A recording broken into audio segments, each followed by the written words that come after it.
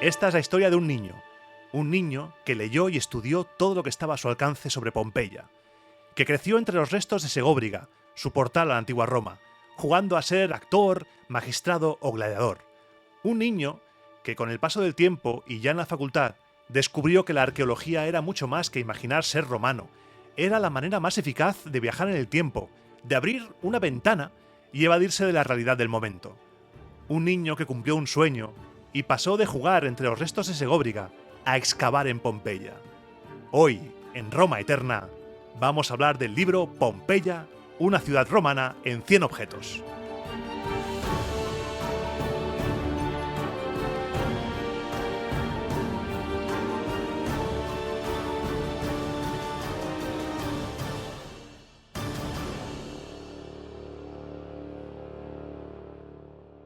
Programa 120 de Roma Eterna, final de temporada muy especial, y digo final, no es un final final, porque ya sabes que en verano el contenido del podcast no para, la semana que viene comienza agosto y comienzan los cuadernos de dioses este año, pero hoy cerramos la temporada normal y lo hacemos en muy buena compañía.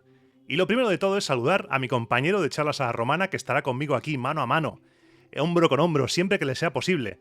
En estos programas especiales, Néstor Marqués, bienvenido de nuevo a tu casa, ¿cómo estás?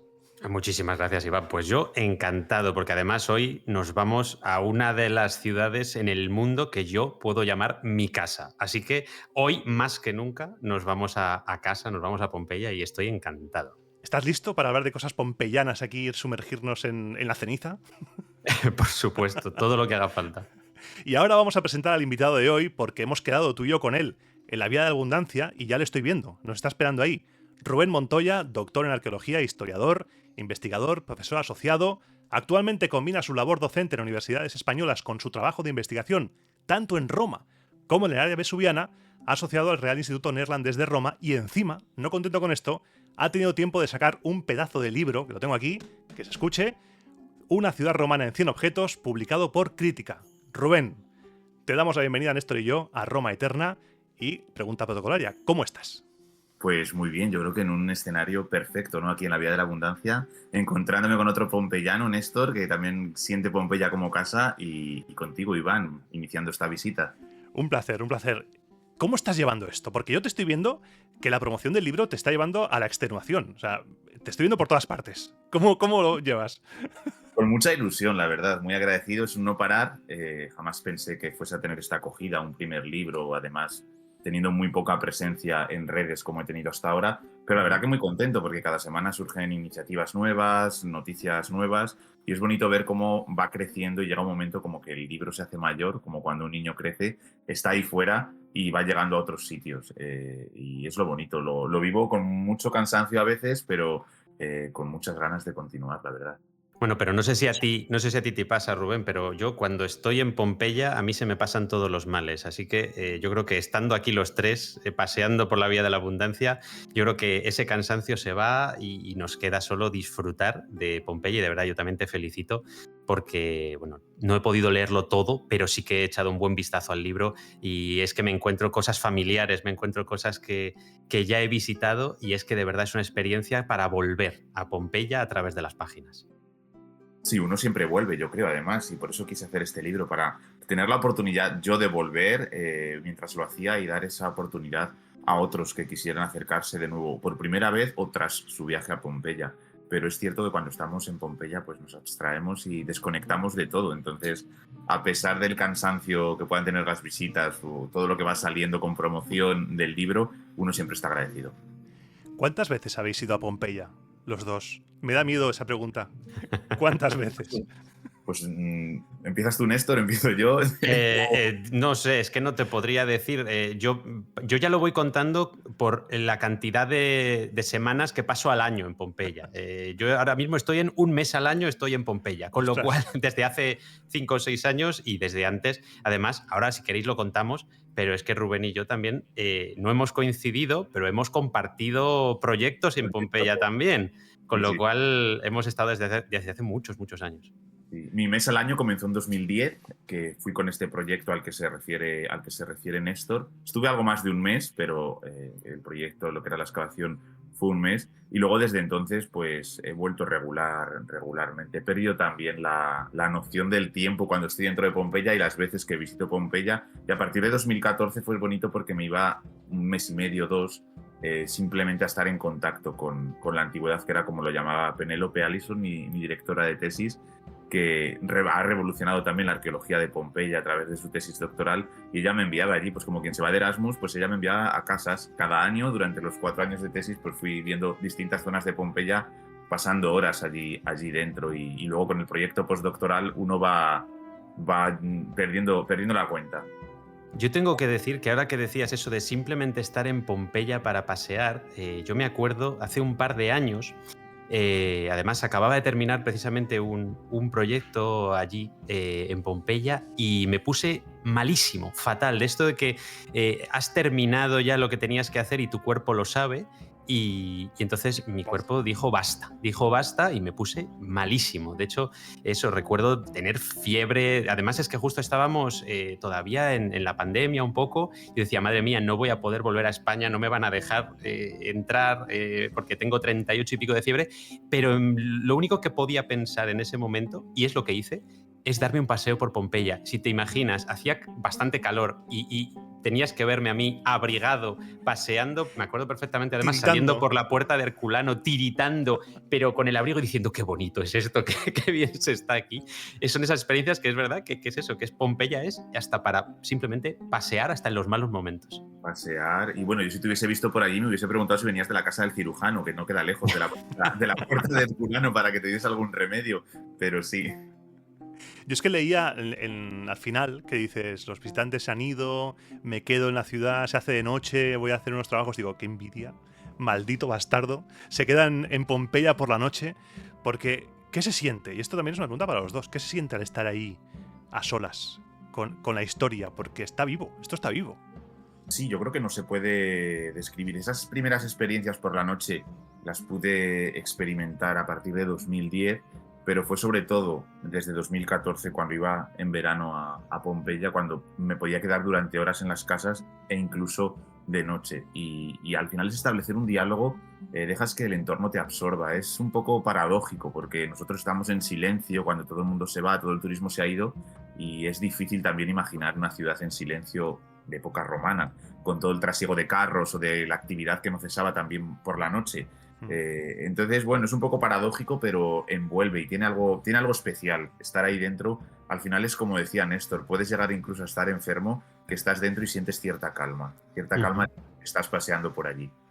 Sí, y además, bueno, hay que decir para los que nos estáis escuchando que esta experiencia es verdad que, bueno, pues investigadores, divulgadores, la podemos tener por suerte, por la colaboración que tenemos con el Parque Arqueológico de Pompeya, pero cualquier persona que vaya allí, hay que decir que con que os quedéis hasta la hora del cierre, esta sensación la vais a tener, porque las hordas de turistas que solo van a echarse 4 fotos en el foro y poco más, ya se han ido, y por suerte muchas zonas de Pompeya vais a encontrarlas absolutamente vacías en cualquier momento del año, y es eso, solo hay que esperar a que caiga un poquito el sol, a que se haga la tarde y que, bueno, pues os arrastren un poco también hacia la salida las personas que cuidan del parque arqueológico, pero vosotros vais a ser los últimos. Quedaos hasta el final en esas visitas, porque de verdad que la experiencia es sobrecogedora, ¿no? Y si en algunos momentos del año pasa que se os hace de noche, pues todavía más bonito, precisamente por eso, ¿no? Porque yo creo que hay esa calma que decía Rubén, que es muy espectacular y que sobre todo también nos hace recordar lo que ha ocurrido allí, porque no olvidemos nunca, ¿no?, que Pompeya al final es un yacimiento, tenemos una suerte tremenda de tenerlo, pero la tragedia humana que sucedió allí en el año 79 es devastadora, y cuando estás allí a oscuras te das un poco cuenta, ¿no?, de lo que tuvo que pasar y de lo que tuvo que sufrir aquella gente. Se puede palpar, llegar a palpar, perdón Néstor, así que te interrumpo casi, pero se puede llegar a palpar ese momento trágico, esos últimos momentos de dolor, cuando uno está también, al menos a mí me sucede, a oscuras, de noche o cuando está anocheciendo, delante de esos calcos, porque estás en completo silencio, y es cuando te envuelve el ambiente y la imaginación comienza a crear estas imágenes que quienes estén en Pompeya y se queden hasta el final, como ha dicho Néstor, se van a llevar ese recuerdo para toda la vida. Es algo que yo recomiendo porque al final quienes se están encargando de vigilar el yacimiento te van a dirigir hacia las salidas, diciéndote que es hora de que te marches, pero esos segundos y minutos que tienes a solas hasta que te indican la ruta es algo que es un regalo que yo creo que todavía hace Pompeya, quien se queda hasta el final.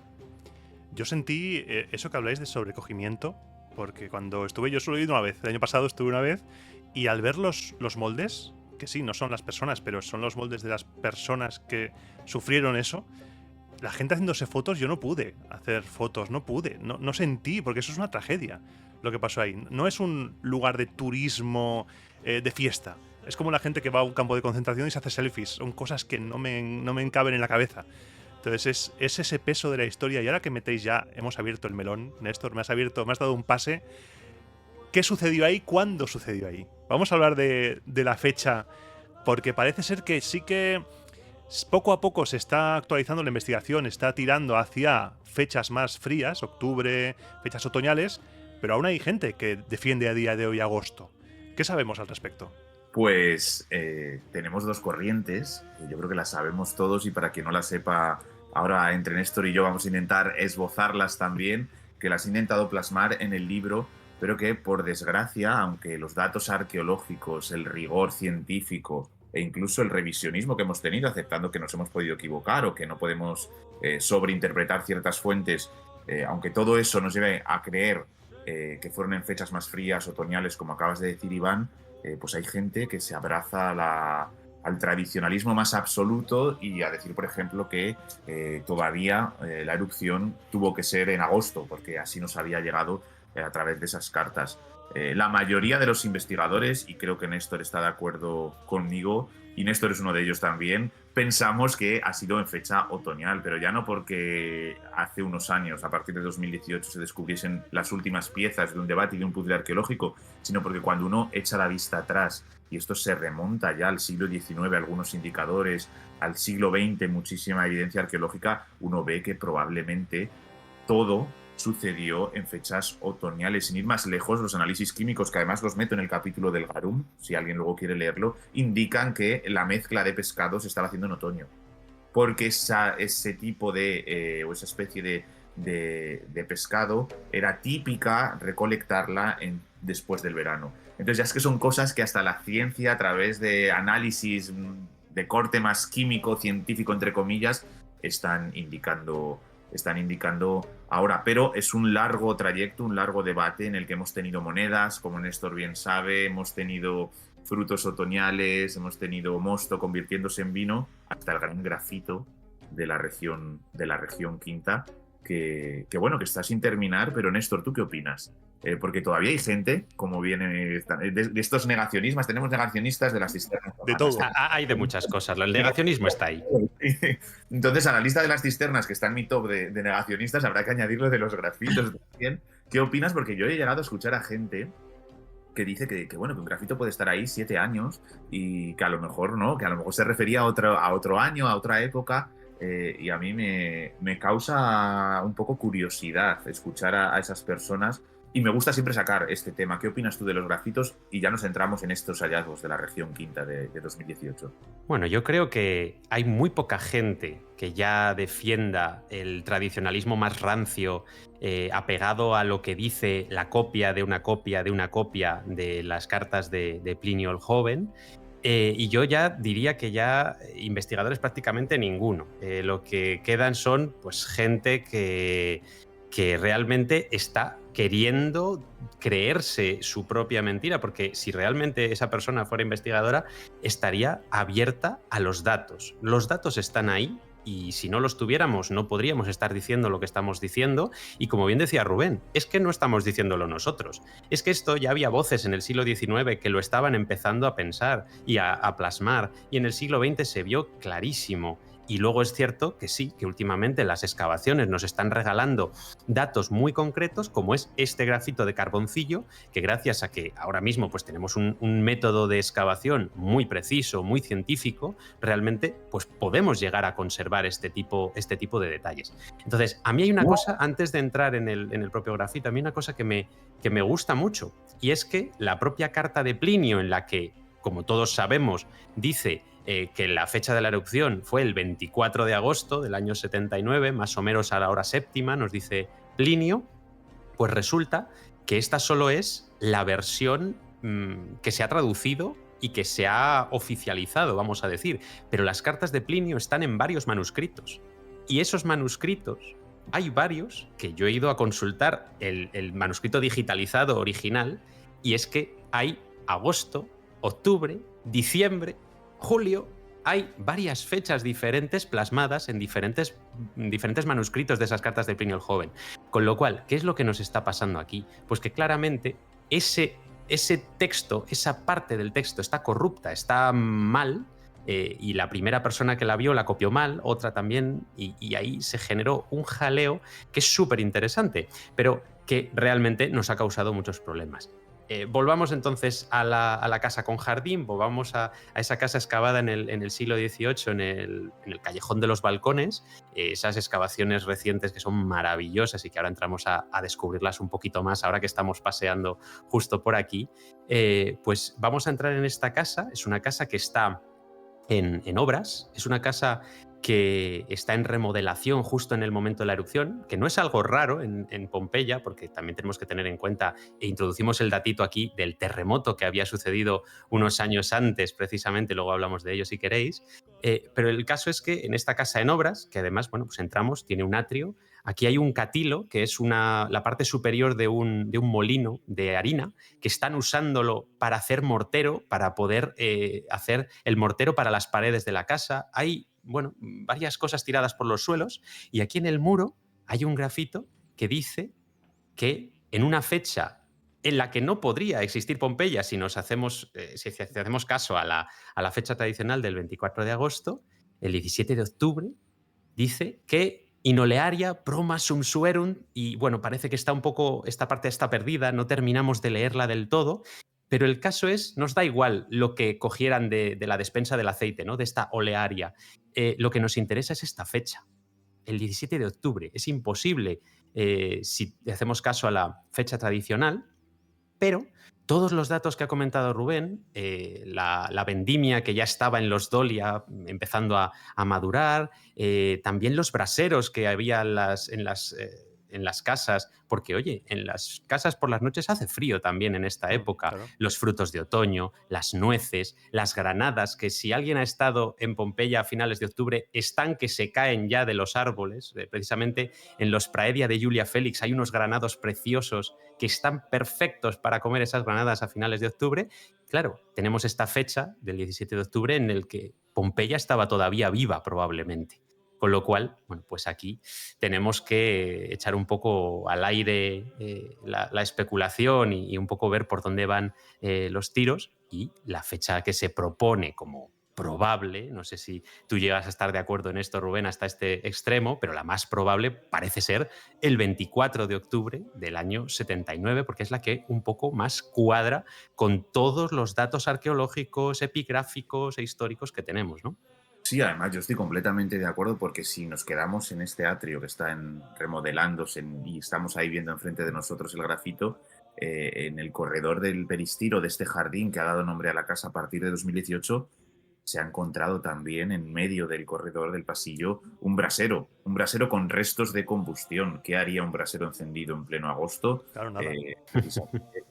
Nada, se ha encontrado otro grafito en una de las villas fuera de Pompeya que indica que una sala se va a decorar en noviembre. Entonces, al final son muchos los indicadores que nos tienen que hacer pensar que la disciplina de la arqueología también se va construyendo así, como uno va a encontrar a lo largo del libro, y así lo cuestiono, a base de corregir lo que creíamos que era lo correcto en ese momento, o parándonos sin poder afirmar más cosas porque no tenemos más datos. Y no pasa nada. Y para eso están futuras excavaciones, otras interpretaciones, pero no tenemos por qué aferrarnos al negacionismo de las cisternas o los grafitos para no mover la fecha. Y es que en el fondo creo que estaremos de acuerdo, la divulgación en investigaciones eso es, no cerrarse y poder buscar más allá de los textos. Porque si solo leemos un texto, te vas a quedar sin cosas. Por ejemplo, yo he estado mirando el libro, que el libro es una trampa. O sea, no pienses, tú que estás escuchando esto, no pienses que esto es un catálogo de objetos, porque los objetos son una excusa. Son una excusa para meterte en la historia de Pompeya desde el principio. desde las excavaciones de Carlos III, desde las destrucciones, te habla de todo, de la Pompeya arcaica, la Pompeya samnita, la Pompeya romana, te habla también de la política, de la economía, de la religión, todo. Entonces es un viaje que vamos a hacer durante el programa de hoy, y a mí, por ejemplo, si solo lees los textos, te pierdes cosas como, por ejemplo, que hay una esculturas al dios Sabacio, figurillas, a dioses que quizá no están en los textos y que gracias a otras vías podemos descubrir más sobre la cultura. A mí esos dioses, o por ejemplo la casa de la estatuilla india. ¿Qué hace una estatuilla india en Pompeya? Alguien que solo lea los textos. Va a perderse la opulencia económica de algunas personas de allí, porque allí había panoja. Se puede confirmar que la gente vivía bien, ¿no? Vivía muy bien. Encontraríamos mil maneras de vivir en esta ciudad romana, pero tenemos datos de tierras lejanas, como acabas de decir, la estatuilla india. ¿Qué hacía una estatuilla india? Yo me lo sigo preguntando cada vez que pienso en este objeto arqueológico, y creo que se lo preguntaron cuando en el siglo XX la descubrieron hecha a pedazos, porque nos está confirmando todas esas rutas comerciales que se abren a partir o que se consolidan a partir de Augusto, comercio marítimo a través de vías terrestres, sobre todo con la anexión de Egipto como provincia romana, y que nos está dando en Pompeya una pequeña pieza de un mundo más global en esa época ya, que era el Mediterráneo y todas las relaciones con otros imperios. A mí me parece fascinante el culto a Sabacios y bueno, y tantas otras piezas de este puzzle que al final 100 objetos pues no dan para más. Podía haberme elegido 1000. Sí, podías saber, vamos. Estamos hablando de Pompeya, pero sí que demuestra que la sociedad pompeyana era mucho más diversa de lo que podríamos, como bien ha dicho Iván, haber conocido a través de los textos o quedándonos solo en ciertas descripciones de autores latinos. ¿Cuál es vuestra pieza o vuestro objeto favorito de tierras lejanas, Iván y Néstor? Ahora que estamos por aquí por las calles y hemos pasado cerca del complejo de los ritos mágicos y de Sabacio, ¿cuál es vuestro objeto lejano más favorito? Mira, yo tengo que decir que este objeto lo vi una vez en el almacén de restos orgánicos del Parque Arqueológico, que lo tenemos en un lugar que creo que luego vamos a visitar, en la ínsula occidental, muy cerquita de una casa que es la de Fabio Rufo, que sé que es una de las que, bueno, también tanto Rubén y yo tenemos muy cerquita, porque antes no lo hemos comentado, pero el proyecto en el que ambos estuvimos hacia el 2013-2014 fue el de la Casa de la Diana Arcaizante, que era un proyecto de la Universidad Complutense de Madrid y de la Real Academia de Bellas Artes San Fernando, de José María Luzón, que fue una experiencia, la verdad, maravillosa. Bueno, pues la casa de Fabio Rufo está al lado, y muy cerquita está ese almacén de restos orgánicos, que era la antigua casa del director de las excavaciones. De hecho, todavía pone un cartel arriba, dice dirección, es una preciosidad. Y esa pieza extraña que yo vi allí, a mí me dejó muy impresionado, un caparazón de tortuga enorme que estaba colgado como decoración en una casa pompeyana. A mí eso me pareció maravilloso. Extravagancia. Porque es extravagante totalmente, ¿no? Es un lujo totalmente extraño que a lo mejor nunca imaginaríamos en una casa romana, pero que sí, que en este caso a alguien le pareció lo suficientemente exótico y mágico como para colgarlo en un muro de una casa como parte de su decoración. Una tortuga. Yo no voy a vencer a esa tortuga es invencible. Yo sí que el objeto que más me ha llamado la atención siempre, porque a mí me gustan mucho las relaciones sociales, me gusta mucho ese brazalete de la anquila, el del señor, el Dominus para anquila. Ese me gusta mucho porque nos muestra gente viva, gente que existe y gente que está ahí, y que a veces sí que es en el libro pones que quizá prostitución o esclava, pero a mí me gusta ese tipo de objetos, que podemos imaginarnos como por ejemplo la tortuga, como una persona puede poner una tortuga gigante, o la estatuilla india. Me imagino a esa familia diciendo, mira esta estatuilla que hemos traído, esto es pasarse el juego de la vida, poner ese tipo de objetos en tu casa. El mío, que no lo he dicho todavía. ¿Y el tuyo cuál es? La estatuilla india. El mío no lo incluí en el libro porque no era representativo para lo que quería. Al final era una excusa. Exclusivo. Cada objeto es una excusa para dar una faceta.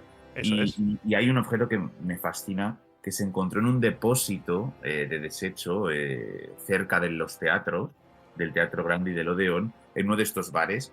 Pues desecharon un trozo de hueso de jirafa. y además tiene marcas de haber sido trabajado para cocinarlo en un caldo, y se ha asociado a estas viandas que se ofrecerían en los descansos de las funciones teatrales, o en esa propia vía estadiana que sube, que hay muchísimos establecimientos pues, de restauración, de ocio.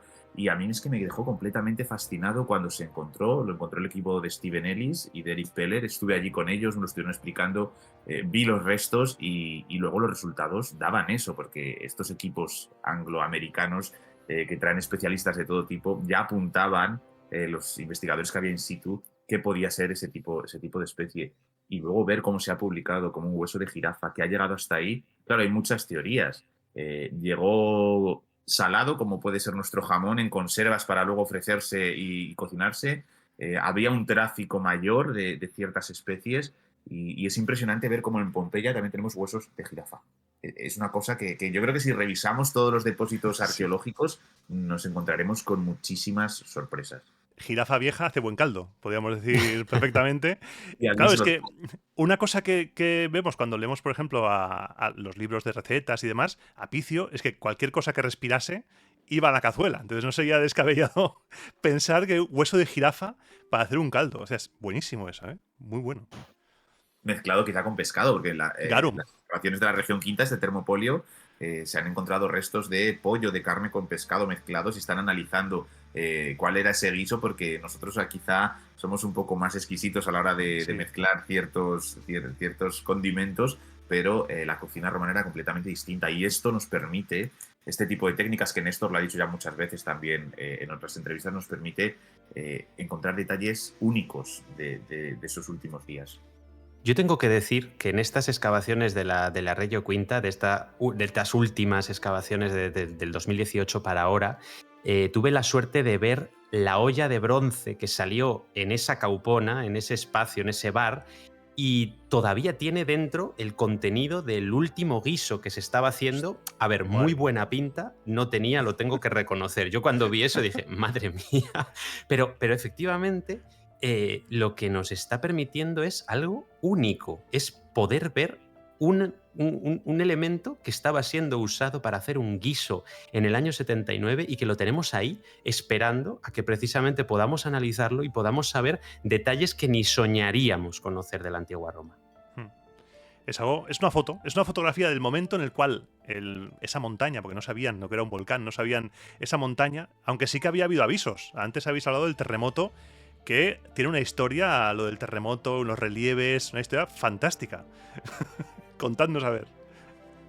Bueno, la historia de los relieves se remonta prácticamente hasta la publicación del libro, porque gracias a que salió la noticia a tiempo pude cambiar ciertos datos, porque si no me parecía una de las placas como desconocida, como se creía.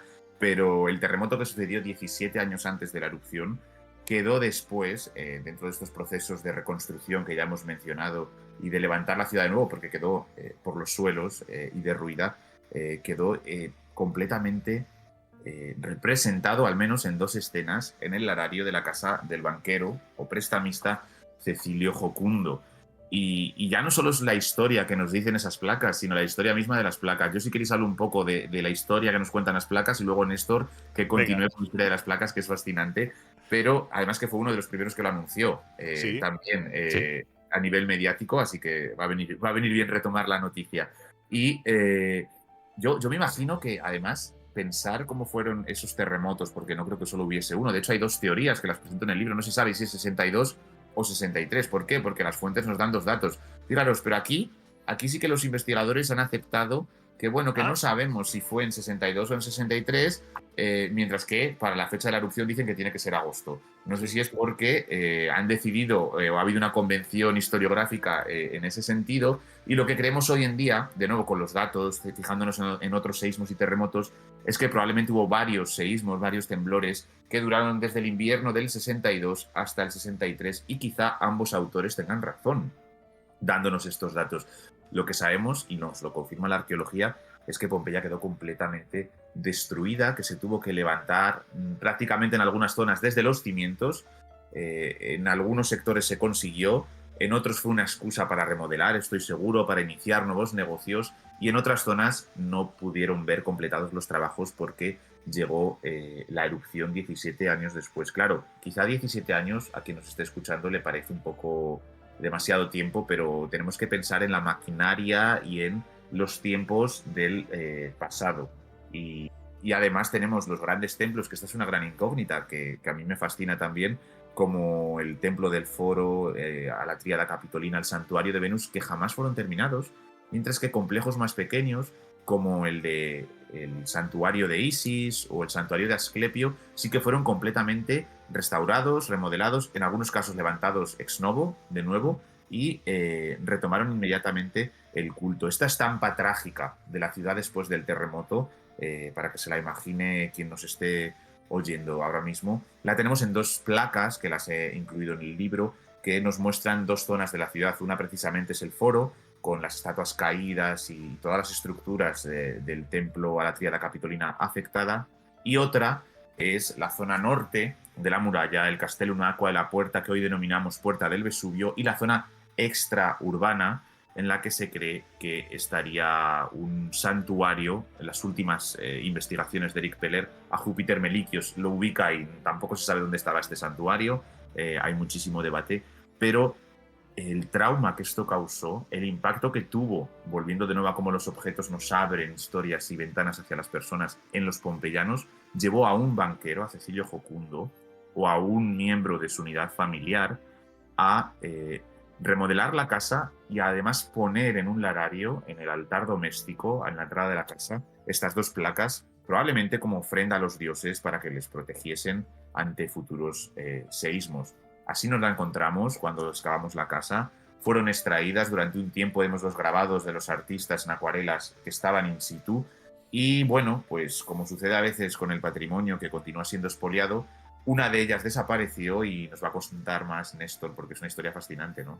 A mí es una de esas historias que todavía me siguen fascinando, que hayamos podido vivirlas. Porque yo además, lo decías antes, en cuanto me enteré de que sucedió, lo primero, dejé todo, tiré todo por el suelo. Lo recuerdo. Y además es que tuve una verdadera emoción, es decir, no me puedo creer que estemos viviendo esto.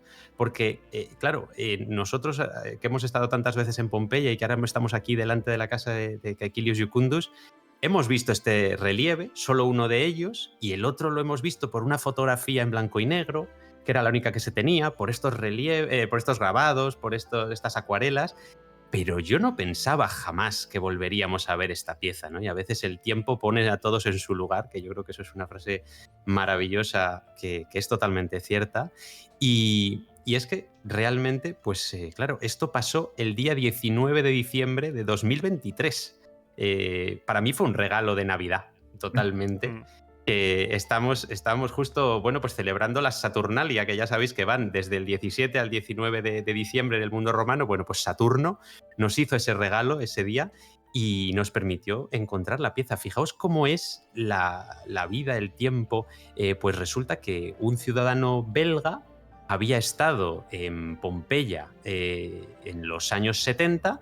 Y aquí obviamente las versiones van a diferir porque es lo que nos quiera contar el hijo de este señor, pero el hijo nos decía que, bueno, pues le compró un souvenir a una persona que pasaba por allí y resultó que el souvenir era esta placa. Claro, el expolio ha existido siempre y lo seguimos desgraciadamente viviendo, pero tenemos que pensar que en ese momento el yacimiento era pues mucho menos cuidado de lo que lo tenemos ahora, no estaba cerrado, todo el mundo podía hacer lo que quería prácticamente, porque lo que estamos viendo es que alguien, quizá que trabajaba allí o no lo sabemos, pues expolió la placa, se la llevó debajo del brazo y se la vendió a este señor que pasaba. Nunca sabremos si el señor sabía o no sabía lo que estaba comprando. A ver, mi sentido común me dice que algo sabía, quiero decir. No te estás llevando una placa de mármol enorme. Bueno, pero sea como fuere, la cuestión es que este señor se la llevó a Bélgica y la colocó, tengo que decir, porque ya obviamente salieron las fotos, de una forma muy hortera, la colocó en una pared con unos mármoles feísimos, grises, alrededor. Y es como, bueno, pues ha sido su pieza de encima de la chimenea de toda la vida. Claro, los hijos han crecido mirando aquello, quizás sin saber muy bien lo que era, y ahora que estaban vaciando la casa porque este hombre ya había ido a una residencia de ancianos, pues cuando lo fueron a revisar gente especializada, digamos, de la zona, arqueólogos de la zona, pues claro, se dieron cuenta de, no, esto no puede ser. Esto no puede ser porque es que esa pieza es inconfundible, ¿no? Cuando ves el Castellum Aquae, la puerta del Vesubio, que para mí es maravilloso porque si alguna vez podéis verlo, está la puerta totalmente torcida, porque claro, ha sucedido el terremoto y nos la están mostrando de esta manera. Y es una pieza fundamental que nos hace entender uno de esos momentos clave precisamente de Pompeya, pues que ahora volvemos a tenerla completa. Y bueno, pues hasta ahora en el anticuario de Pompeya se ha podido ver la otra parte del relieve, con ese templo capitolino que, por cierto, tiene 2 estatuas ecuestres a los lados, y las estatuas ecuestres también se están medio cayendo, están los jinetes cayéndose de los caballos, que es una preciosidad. Y ahora, bueno, pues vamos a poder tener por fin de vuelta este relieve fantástico, que además yo soy partidario, ahora que estamos aquí delante de este altar familiar de Caecilio Iocundo, de que se hicieran unas réplicas y se pudieran colocar en el lugar, ¿no? Están Sí. aquí en la parte de arriba de este altar, que es una verdadera maravilla y sería muy bonito poder verlo otra vez en su lugar original. Sería precioso y me imagino como el final de Star Wars, a Caecilius ahí mirando diciendo, ya era hora. Os ha costado, ¿eh? Os ha costado recuperarlo. Ya era hora. ¿Y qué os parece? Porque, claro, aparte de hablar del libro y demás, le hemos pedido a Rubén, así a modo zorrupio, que nos hiciera una mini visita por sus lugares favoritos de Pompeya. Entonces, ¿qué te parece si empezamos por el principio? Rubén, ¿dónde nos llevas? ¿Dónde nos vas a llevar? Bueno, pues vámonos quizá a una de las casas que a mí más me fascinan, que es la de Julio Polibio. Está muy cerca de la ínsula de los Amantes Castos, que acaba de ser ahora mismo reabierta al público y ha sido muy bien restaurada. Se excavó en una época que se conservaba todo, se techaba para evitar su degradación. Y es una de estas casas que a mí me fascina porque realmente te hace viajar en el tiempo. Si Pompeya ya nos envuelve, el estar a solas en Pompeya, ser capaces de entrar a esta casa y de pasar horas ahí dentro es impresionante porque tiene 2 atrios, tiene muchísimo desarrollo en profundidad, y a mí lo que me fascina es la tranquilidad del peristilo trasero, que además se encontró una escalera, lo que se piensa que son los restos de una escalera, por lo tanto se piensa que pues se cultivaba y estaban ahí. Es un ambiente muy idílico, y en el fondo completo de la casa se encontró en un triclinio una colección única de bronces. Además se pudo corroborar que Julio Polibio coleccionaba, era un coleccionista de antigüedades, y tenemos, creo que el más antiguo es del siglo V a.C. y tiene una inscripción que proviene del santuario de Hera. Es un recipiente en bronce y es impresionante porque todos estos objetos estaban además depositados en esa zona, probablemente porque no se estaba utilizando en ese momento la estancia, pero estar allí, observar el nivel de conservación, los calcos del mobiliario que han logrado hacer, ese color amarillo de las columnas con el blanco, y darte cuenta que estás en una casa pompeyana muy bien conservada, a mí me fascina porque es un juego volumétrico y de profundidades. Uno cuando observa desde la calle y entra en el atrio, en el primer atrio, ve como incluso hay una falsa puerta pintada en la zona de la izquierda, cuando en el lugar de la derecha sí que hay una puerta de verdad. Entonces ves cómo van jugando también, Claro. engañando a través de la pintura un poco al ojo humano para crear perspectivas, y es impresionante. Ese es uno de los lugares más especiales que tengo, y bueno, disfruto también cuando estoy ahí. Además soy consciente de que no está abierto al público, y bueno, yo espero que así continúe, porque al final el turismo degrada muchísimo estas pinturas, estas estructuras. Lo hemos visto hace 2 días o hace un día, como la casa de los Cei han vuelto otra vez a vandalizarla. Entonces creo que tenemos también un deber de no abrir ciertos lugares al público y que permanezcan para la investigación. Sí, yo creo que ahí hay un punto muy interesante, ¿no? El hecho de que hay algunos espacios que se conserven, que se mantengan de esa forma, y es verdad que hay una manera de poder conservarlos, pero aún así abrirlos, ¿no? Y yo creo que esa es la divulgación.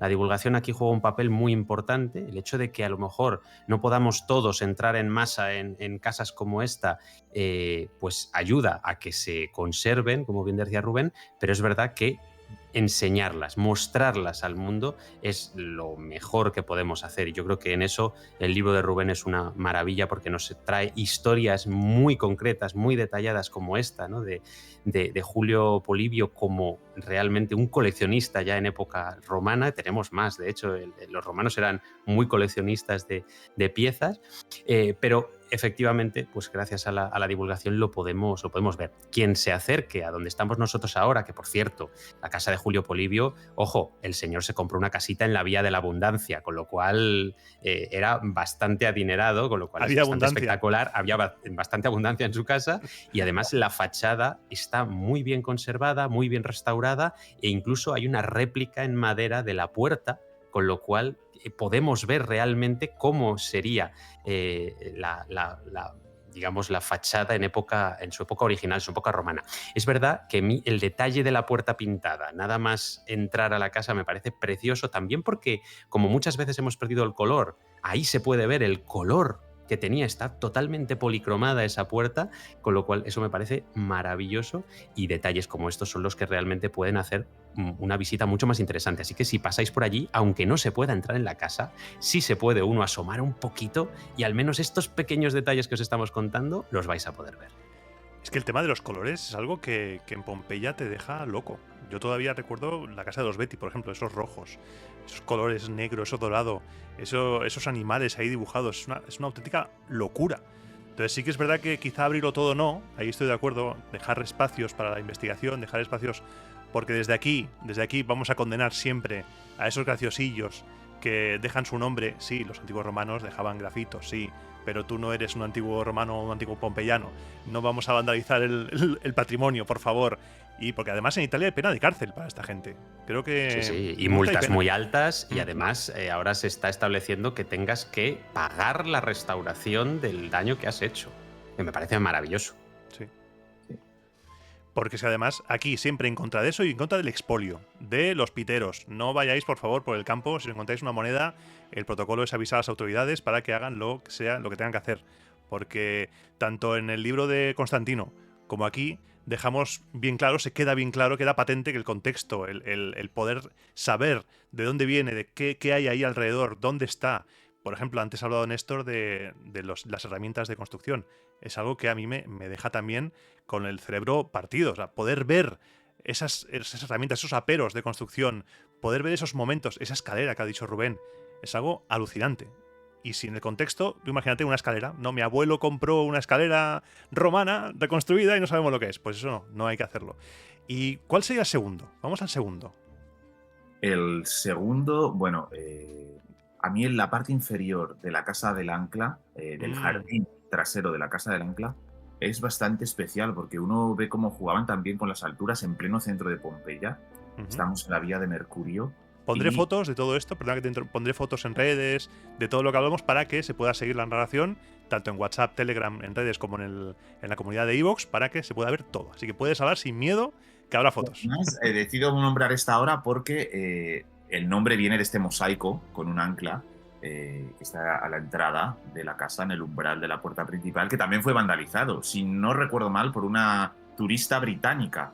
Además, que tuvieron que cerrar la casa, la habían abierto después de una restauración y vandalizan uno de los mosaicos. Y es como, pero bueno, no. Entonces, al final, después de lo que sería, siguiendo este esquema que luego no se cumple en las casas pompeyanas, después de Eratrio, el Tablinum, se llega a una zona donde estaría el peristilo, que realmente es una especie de terraza a un jardín inferior que está perfectamente armonizado con un juego de arquitectura, nichos, hornacinas y una reconstrucción de lo que serían las plantas hoy en día. Descender ahí me parece fantástico porque había fuentes y uno ve cómo en Pompeya, en el centro de la ciudad, se valorizaban los espacios verdes y prácticamente la riqueza de esa casa giraba en torno a ese patio a 2 niveles. Nos conservamos solo la parte baja, que sería como un -1 desde el punto de vista de la Vía de Mercurio, desde el nivel de entrada, pero imaginar que tendría 2 plantas y la altura que uno vería desde la parte central del jardín a mí me fascina porque uno está ahí dentro e incluso no ve, no escucha el turismo y el trasiego de los turistas que podemos ver en la vía Mercurio, en las vías del centro de Pompeya, en plena visita, y no siente calor porque hay vegetación. Entonces es un poco recordar el papel que estos espacios verdes ya tenían en el centro de las ciudades y que también nos conviene mantener y recuperar en las grandes ciudades hoy en día, porque tienen muchos beneficios y por eso los utilizaban. Y para mí es fascinante este patio, este jardín, como lo queramos llamar. Y yo creo que también hay un elemento que a mí me parece maravilloso, que es la sorpresa. La que nos llevamos nosotros cuando entramos por primera vez en un espacio como este y la que se llevaban ya los propios invitados de las familias que vivían en casas como esta, cuando de repente se abría un espacio subterráneo pero abierto, frondoso y tranquilo, idílico, ¿no?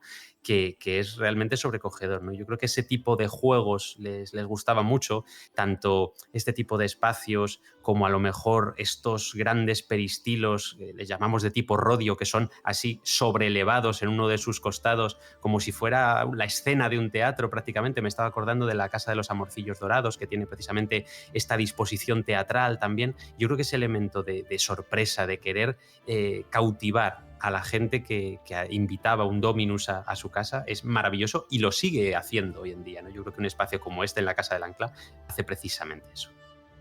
Poder pasar por ahí y ahora me ha venido a la mente cuando cierran en Pompeya, hay gente que va persiguiendo, porque es enorme, Pompeya está casi toda la ciudad. Hay algún tipo de dron, tecnología que vayan a buscarte si tú, por ejemplo, te escondes en una casa de estas. ¿Cuánta gente hay ahí? Pues si lo sabéis, si no, no. Sí. Hay vigilantes de seguridad, están todos divididos por regiones y van barriendo lo que es la zona accesible y no accesible, pero además tenemos un robot canino, una especie de perro robot. Ah, sí. ¿Es en serio? Yo lo decía de broma. Sí. Yo me lo crucé hace un par de meses, me lo crucé. Es como este perro de Boston Dynamics que todos hemos visto en Black Mirror, ¿no? Con una metralleta. Un perro de ese estilo, pero sin metralleta. La metralleta la han dejado en casa. Y va un poco observando, o sea, que de día te lo puedes encontrar. Y además hay drones. Yo creo que se juega sobre todo, hay seguridad, se sabe más o menos, se puede controlar. Estoy seguro que alguien intentará, o ha intentado seguro. quedarse, y la multa será grandísima también. Pero sí que hay muchísimo cuidado, al menos las veces que he estado yo, que he tenido que enseñar el permiso, que ellos comprenden y son conscientes de que te puedes quedar atrás y vienen a decirte amablemente pues que te tienes que salir porque ya es la hora. Pero sí, es una mezcla de personal y de robots. Tendría que tener el robot, tendría que tener el cartelito de Kawe Canem. Sería gracioso. Sí. ¿Y qué os parece? ¿Vamos a la tercera visita? Pues sí, la tercera. El triclinio y el peristilo traseros de la casa de Paquio Próculo. Porque después de atravesar todo este tapiz de mosaico desde la entrada, con el perro también, y ver que está repleta de grafitos, de entrar a una primera especie de tablinum, si seguimos este esquema tradicional que nunca se cumple, después a un segundo, porque además es muy profundo, son dos habitaciones, una detrás de la otra, para llegar finalmente al peristilo. Esa zona a mí me fascina, porque luego tenemos un triclinio abierto directamente al peristilo que no se ve desde esta entrada majestuosa, y estas dos estancias entre el atrio y el peristilo. He podido pasar muchísimas horas ahí, descalzo, para no dañar los mosaicos, porque toda la superficie de esa planta baja está repleta de mosaicos, y tenemos grafitos de todo tipo. Y tenemos una cantidad ahí. Tenemos como un volumen del CIL prácticamente del corpus de estos grafitos pompeyanos, porque además tenemos la firma de Cúcuta, que lo recojo en una parte de mi libro, que es este esclavo imperial asociado a Nerón, que se cree que tuvo que visitar esta casa, porque lo encontramos referido en esta casa varias veces, y además hay varias personas que firman como que quieren volver a Roma. Estar en ese ambiente rodeado de un atrio fantástico, majestuoso, con estos mosaicos, ver los grafitos y ver la naturaleza de nuevo y cómo está articulada esta zona de la casa entre atrio y peristilo, a mí me fascina. Es un lugar mágico para mí, que es difícil entrar y conseguir el permiso y pasar horas ahí, porque obviamente el mosaico hay que preservarlo, pero cuando vas a observar estos grafitos y estás delante de estos momentos instantáneos, es como quien observa un cuadro y ve el trazo del pintor y eso le lleva al momento de cuando se creó. Es lo mismo, es volver de nuevo a esa época en la que estaban rayando las paredes, a mí me parece fascinante.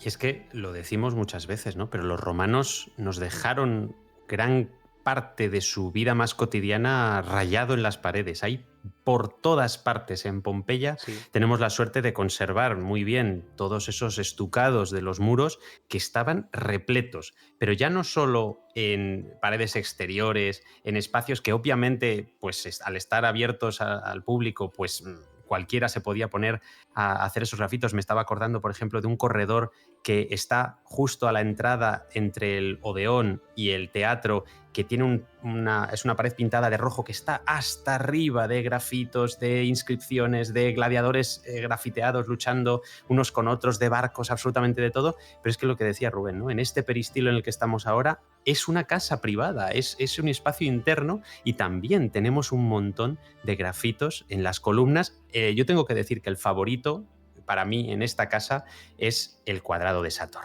porque aquí está uno de los cuadrados mágicos de Sátor, que es un multipalíndromo fantástico de Pompeya, que además Rubén habla de él en el libro, y yo tengo que decir que también hablo de él en mi último libro de Momentos de la Antigua Roma que cambiaron el mundo.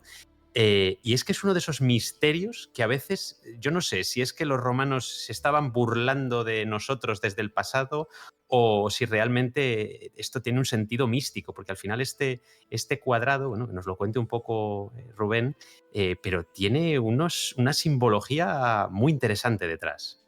Sí, bueno, las teorías negacionistas o las fake news, mejor dicho, en torno a esta evidencia arqueológica es múltiple. Se ha asociado al cristianismo. Al final también en Pompeya hemos visto cómo hemos querido ver cosas que no había con tal de forzar la evidencia, con el tema de los cristianos, por ejemplo.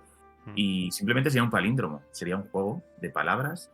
Tenemos varios en Pompeya, algunos perdidos. En la fachada de Julia Félix tenemos otro que se ha perdido, pero se pudo recopilar o documentar durante las excavaciones, y adquirió este significado cristiano, al menos un gran grupo de investigadores y de autores así lo afirma, a partir del siglo II, finales del siglo II, principios del III.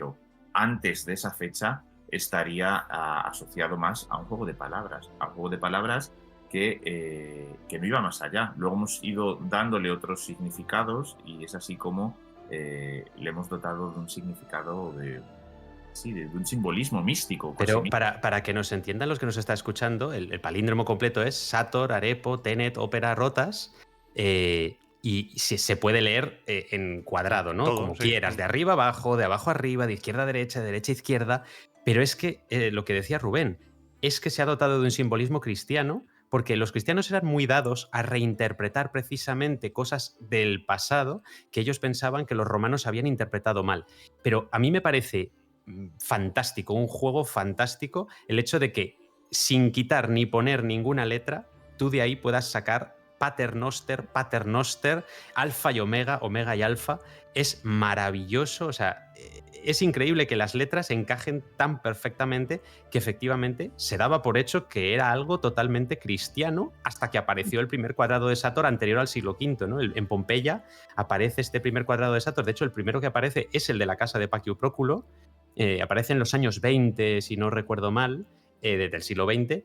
Entonces, claro, hasta entonces se creía totalmente cristiano, y es en ese momento cuando dicen, no, espera, que esto realmente es anterior, que realmente es un juego de palabras, como bien decías tú, es un juego de palabras romano, simplemente, que además se ha podido constatar que es anterior al terremoto del año 62-63, porque aparece también otro en una columna de la Palestra Grande, que estaba remodelada precisamente después del terremoto. Pero hay detalles y hay cosas que es increíble ver cómo la investigación los ha ido determinando de una forma o de otra, y han ido modificando su conocimiento precisamente gracias a la evidencia arqueológica. Y volvemos un poco a lo que comentábamos al principio sobre la fecha. La arqueología al final se basa en los descubrimientos que vamos haciendo, y es una ciencia que lo que va a ir haciendo es reinterpretar su propio conocimiento basándonos precisamente en lo que cada vez más sabemos, en este caso sobre Pompeya.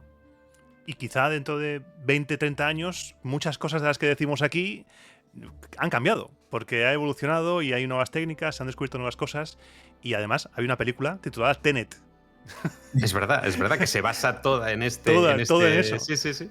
Y ahora que hablábamos de grafitos, ¿cuál es el que más recordáis así de Pompeya en general que os venga ahora a la cabeza, que recordéis y decís, mira, anda, este es gracioso, este me gusta? Yo, por ejemplo, he visto en el libro que me gusta uno porque tiene respuesta. A mí me gusta el imaginarme, porque hay uno que dice, los amantes, como las abejas, pasan una vida dulce como la miel. Y va uno y pone, ya me gustaría. Entonces me imagino a ese leyendo diciendo, ¿pero esto qué es? Es como hoy en día el sí somos o el quién para. Esto sería un quién para. Sí somos, sí soy. Y además, bueno, a mí me causa mucha tristeza ver este grafito, y le acabas de mencionar, Iván, porque está rayado sobre una escena que se pintó en seco, en esa técnica al fresco, y va a terminar cayéndose por completo. Al final no está muy bien conservado. Uno, si observa las fotografías del siglo pasado, estaba completamente conservada la escena. Y va perdiéndose. Se va a ir perdiendo, y yo me pongo a reflexionar y digo, ¿cuánto no habremos perdido? ¿Cuánto no habremos perdido de todo este patrimonio? Y al final es un patrimonio que nos sigue dando datos. Por ejemplo, volviendo rápidamente otra vez a este gran corredor, el teatro y del Odeón, que tiene, tendrá miles de grafitos, ¿no, Néstor? Es increíble. Yo además tengo un muy buen recuerdo de este espacio en concreto porque lo digitalicé en 3D en 2015 aproximadamente, y es que me pasé horas y horas y horas mirando todos los detalles, y es que está repleto, absolutamente repleto. Y además siguen encontrando y reinterpretando. Recojo en uno de los capítulos del teatro este grafito escrito en safaítico, en un dialecto que además, de nuevo, es la primera evidencia cronológica fuera de la zona de origen que se ha encontrado. Y se ha podido identificar que entre el año 69 y 70 un grupo de soldados y legionarios estaban en la zona de Nápoles en invierno, y tendrían que haber ido o pasado por el teatro porque coincide que venían de esa zona de Jordania, y ese dialecto proviene de ahí. Entonces vemos al final en Pompeya datos nuevos que van reapareciendo y que seguirán reapareciendo, porque el CIL nos va a dar para toda la vida, yo creo, para varias vidas, y es impresionante esto de los grafitos. No sabría decirte uno en concreto, es que los encontramos de todo tipo. Hay de todo. Hay absolutamente de todo. Desde lo más lascivo a graciosos, hay de todo, políticos. Soy la abuela de tal, pide el voto para... Feria Segunda, es mi favorita, es como mi abuela. Sí. Porque he escrito un libro, pues lo mismo, pero con un candidato a alcalde. Vota y te hago unos huevos y una jirafa asada. Claro. ¿Tú tienes bueno, y de hecho hay algunos que a mí me hace mucha gracia ver cómo estos carteles políticos también, los programmata que se llaman, ya no son un grafito, sino son pintados en los muros, esta campaña electoral.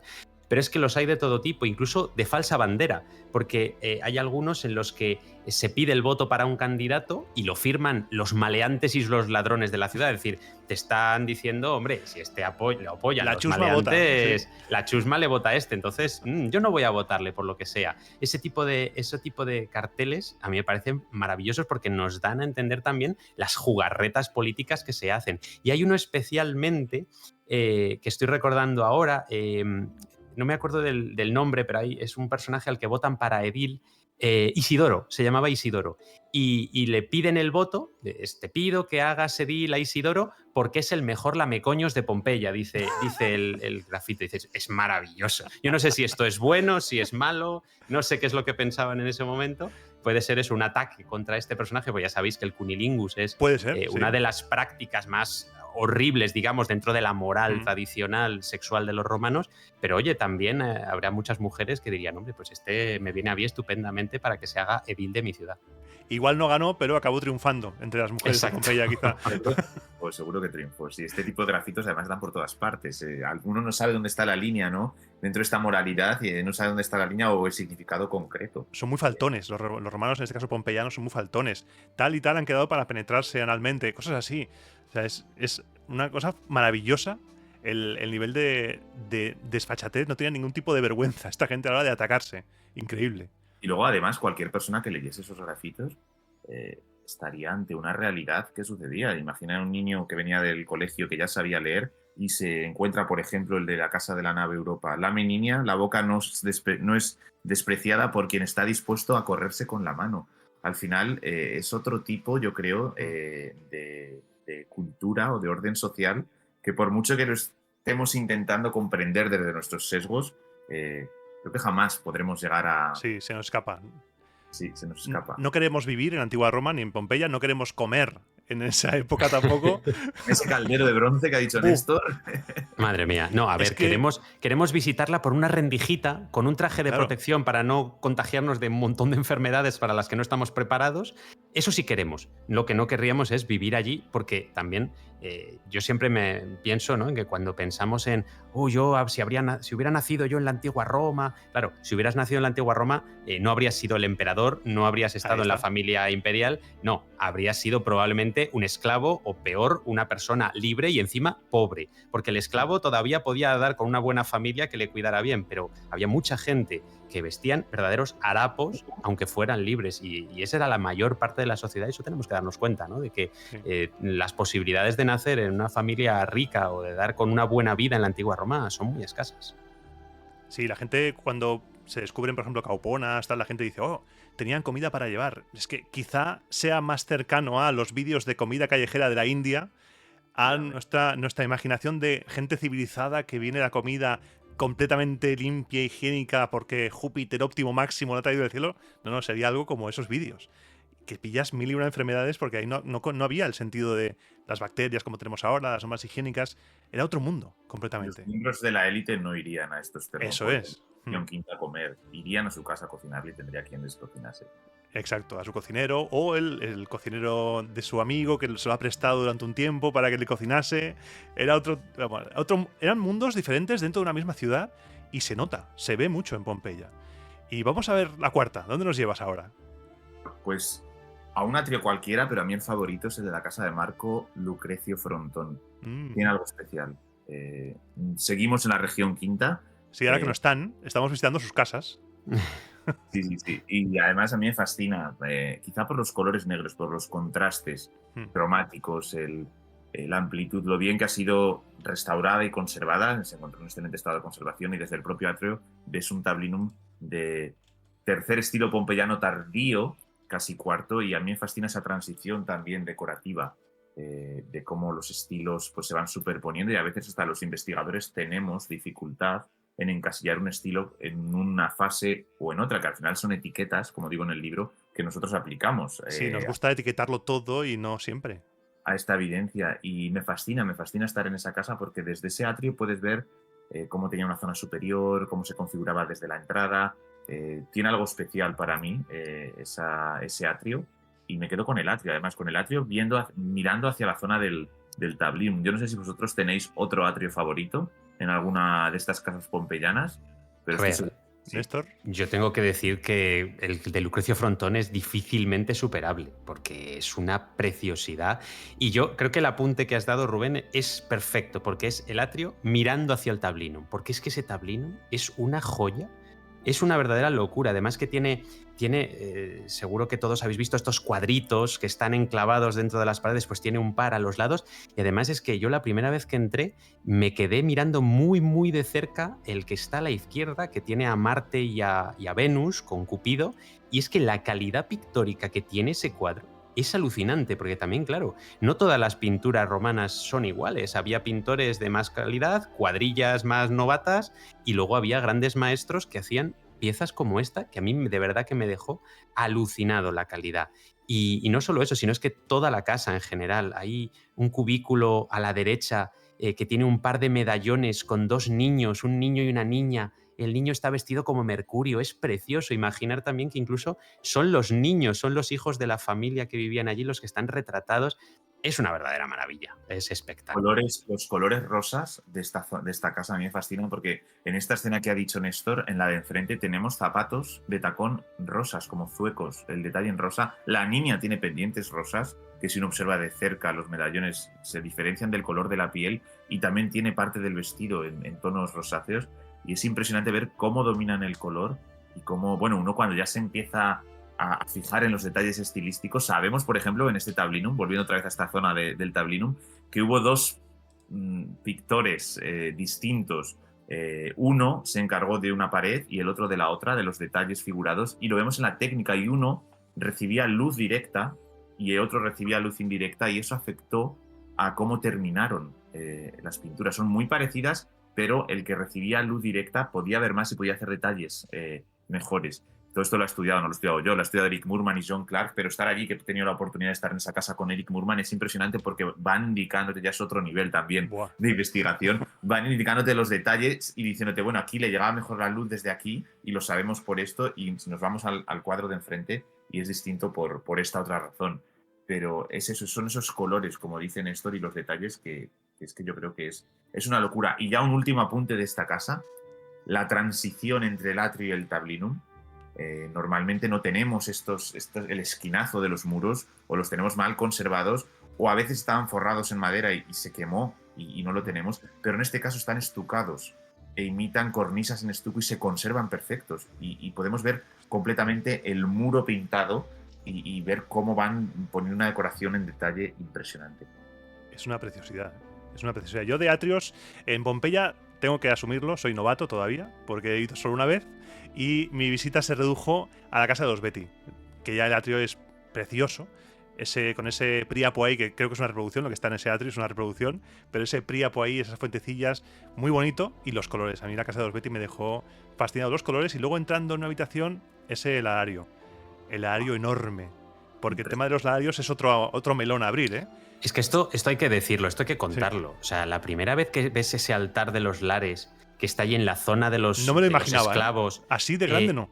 Claro, yo creo que ese altar lo hemos visto todos los que nos gusta la antigua Roma. Ese lo hemos visto alguna vez en una foto, en una recreación, lo hemos visto en alguna parte, porque está por todos los lados. Pero yo tengo que decir que a la casa de los Betty pude entrar hace unos años cuando estaba en restauración, pero solo a la zona del atrio, y no había visto, hasta que se abrió hace un par de años ya, un año y medio, hasta que se abrió, yo no había visto en persona ese larario.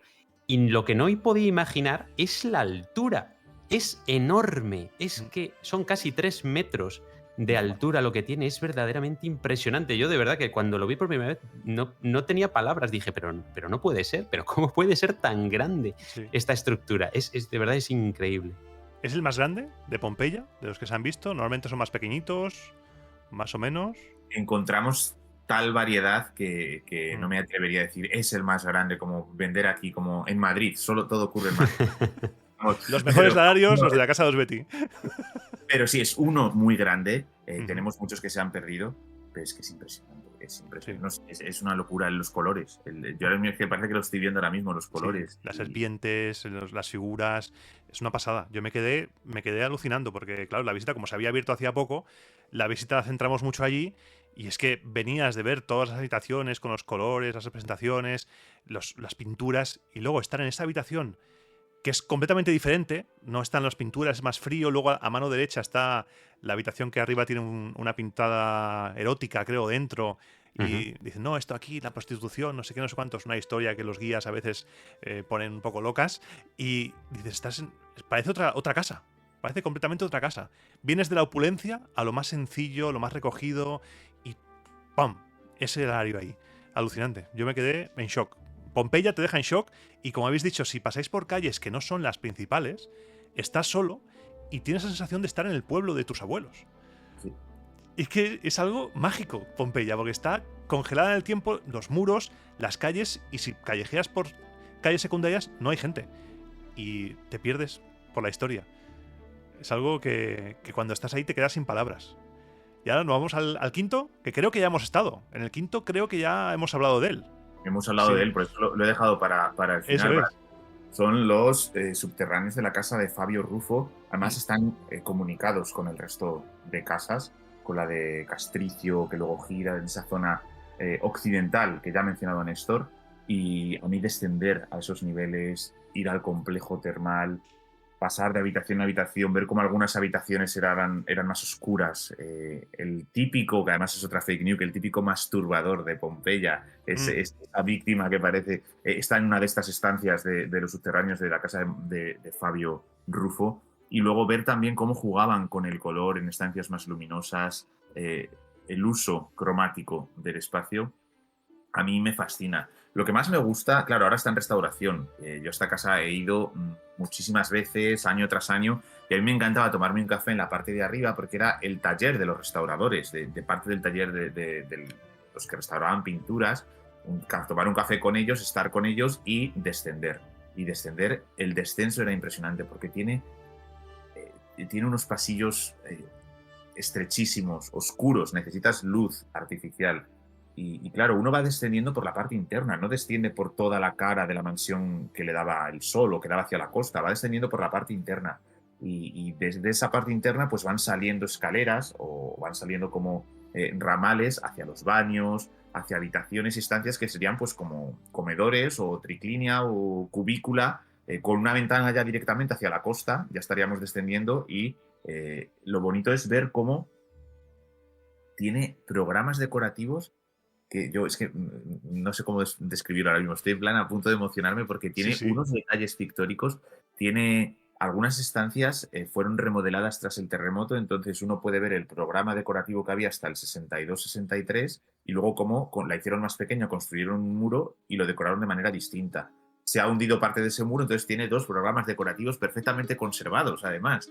Es impresionante. Y luego de esa casa poder acceder a las siguientes. Y uno va comprendiendo cómo esta gestión de propiedades o las relaciones familiares eran distintas en la antigua Roma. No es el modelo de familia y de propiedad que conocemos o que pensamos hoy en día. Desde la casa de los Betti, que la teoría más reciente es que eran 2 libertos, no que eran hermanos, sino que eran 2 unidades familiares de 2 libertos viviendo allí, hasta la de Fabio Rufo, que se comunica con otras estancias. Néstor y yo ya tuvimos alguna conversación en el pasado sobre la delimitación entre la Casa del Barrio de Oro y la de Fabio Rufo. No están comunicadas o no estaban en origen, pero sí que lo estaban otras más hacia abajo, como la de Castilla.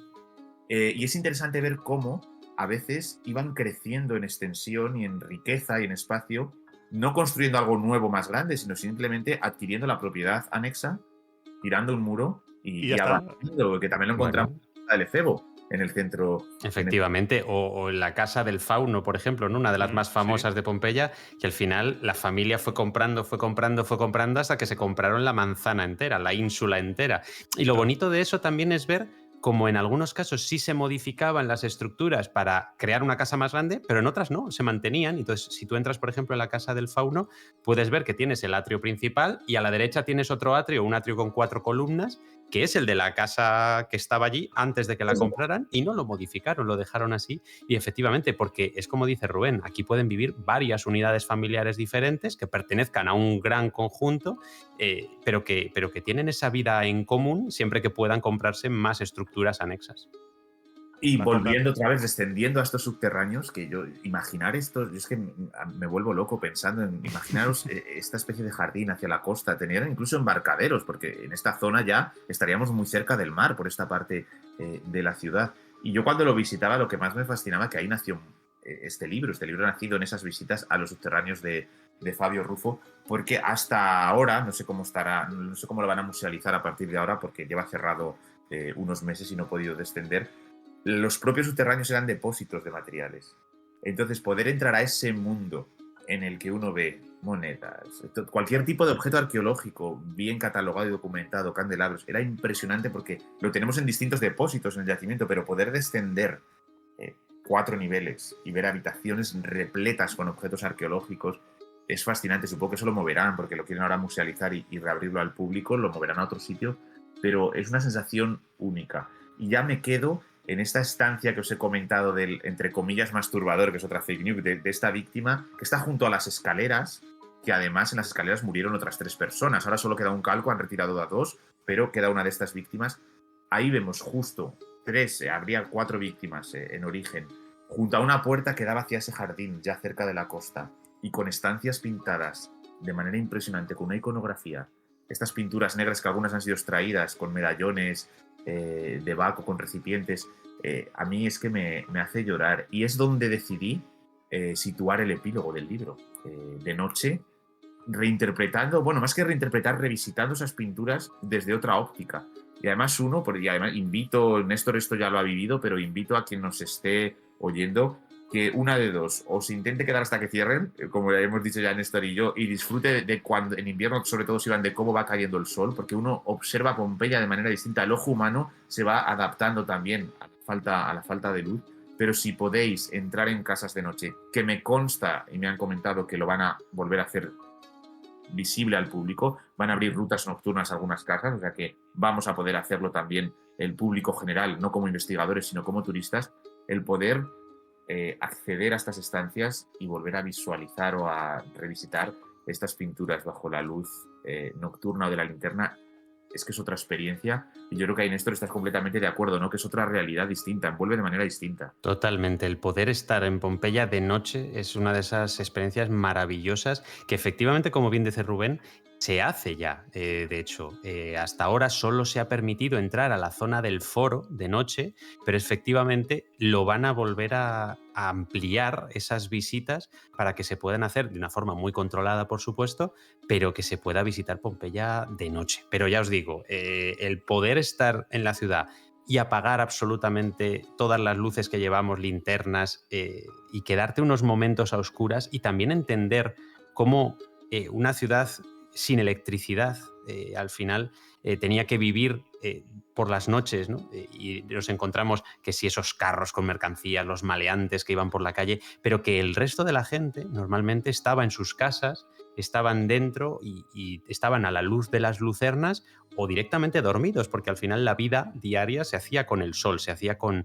la luz. Y precisamente, ya que estamos hablando de este tema, Rubén, en la casa de Fabio Rufo también se ha encontrado uno de los efebos lampadarios, un efebo de bronce precioso que además está expuesto en el anticuario del Parque Arqueológico, que es una estatua, un tamaño prácticamente natural, de un personaje, un joven, que está sujetando las lamparillas de aceite, que está sujetando las linternas, las lucernas. En lugar de tener a un esclavo todo el rato sujetándolas de verdad, ¿por qué no tener a un esclavo de bronce que te las está sujetando además con una bandeja, con una parra que cae y de donde puedes colgar otras lucernas?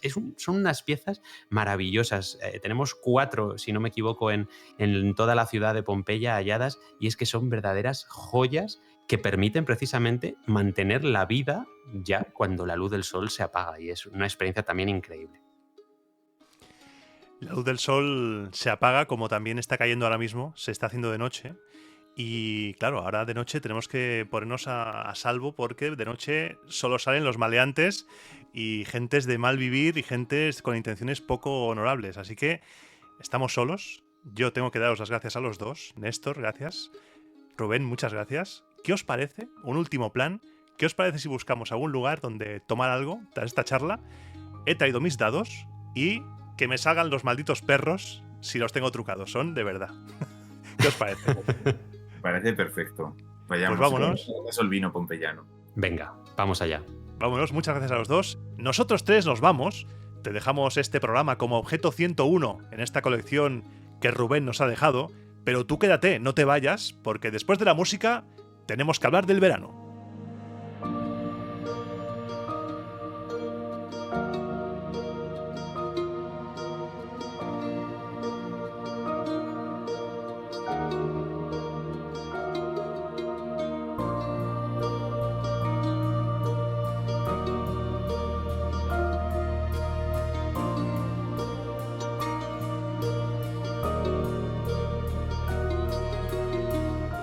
Bueno, comienza ahora la sección sin música, la sección que empieza siempre con un traguito de agua. Un momento. Porque qué calor hacía en Pompeya. Un calor, vamos. Bueno, se me ha quedado el cuello, como en esa anécdota que te conté ese año en Roma, que se me quedó el cuello, vamos, en modo bacon. Pues igual. Suerte que llegó la noche, jugamos a los dados, te hemos dejado un programa que espero que te haya gustado. Tengo que darte las gracias por estar aquí hasta el final. Y lo que te decía antes de la música es que tenemos que hablar del verano. Estamos a día 24 de julio. Si estás escuchando esto, es miércoles por la noche, porque los programas salen a las 10 de la noche, hora peninsular española. Y la semana que viene, día 3, sábado día 3 de agosto, comienzan los Cuadernos de Dioses.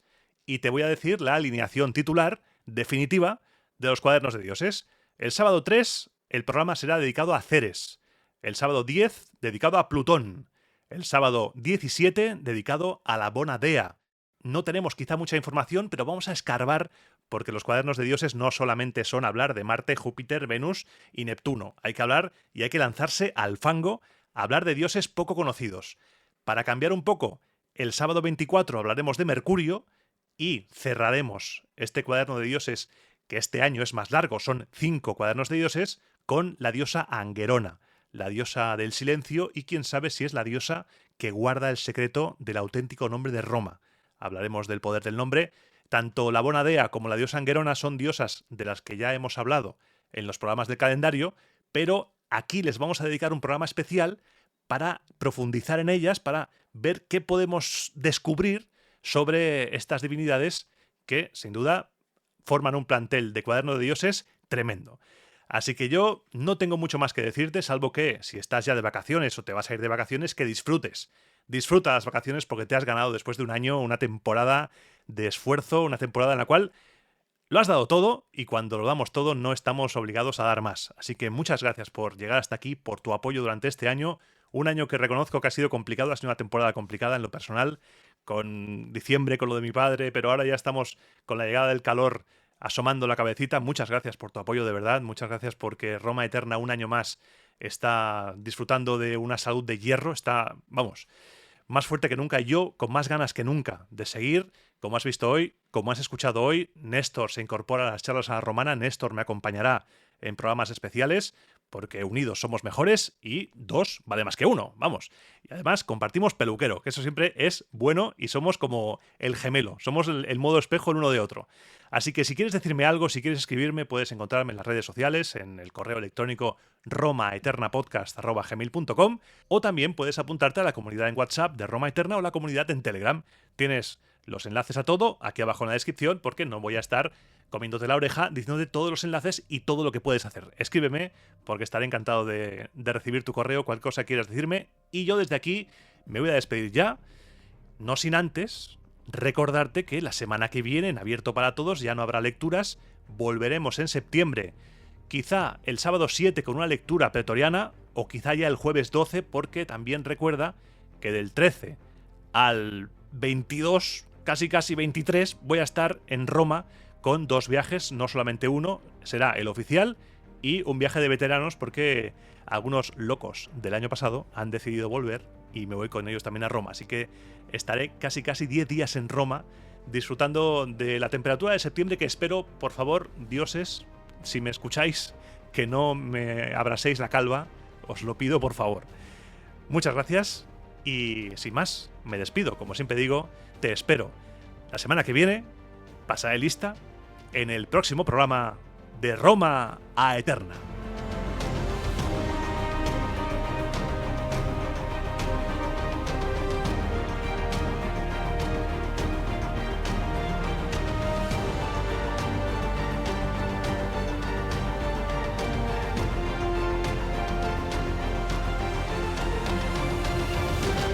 Y ahora que estamos en la sección del final, la sección que solo escuchamos tres, yo porque la estoy editando y tú porque eres la hostia y te quedas hasta el final, estoy dudando entre el 7 y el 12 porque tengo que dejar listo material para el inicio de temporada para poder tener programa mientras me voy a Roma, que el viaje a Roma encaja con el programa del jueves día 12, sería programa canónico, y el sábado 21, que sería una lectura. Entonces voy a estar ahí cómo lo hago, pero en septiembre volvemos, por supuesto. Atento a las redes, atenta a las comunidades, Telegram, a WhatsApp, a Instagram, redes sociales, a la comunidad de iVoox. No te pierdas nada porque a través de esos canales te iré dando novedades. Muchas gracias, un fuerte abrazo y como siempre digo aquí, que los dioses te sean a ti y a los tuyos propicios y que lo pases bien. Feliz verano y hasta septiembre. Porque los Cuadernos de Dioses no tienen sección sin música. Así que adiós.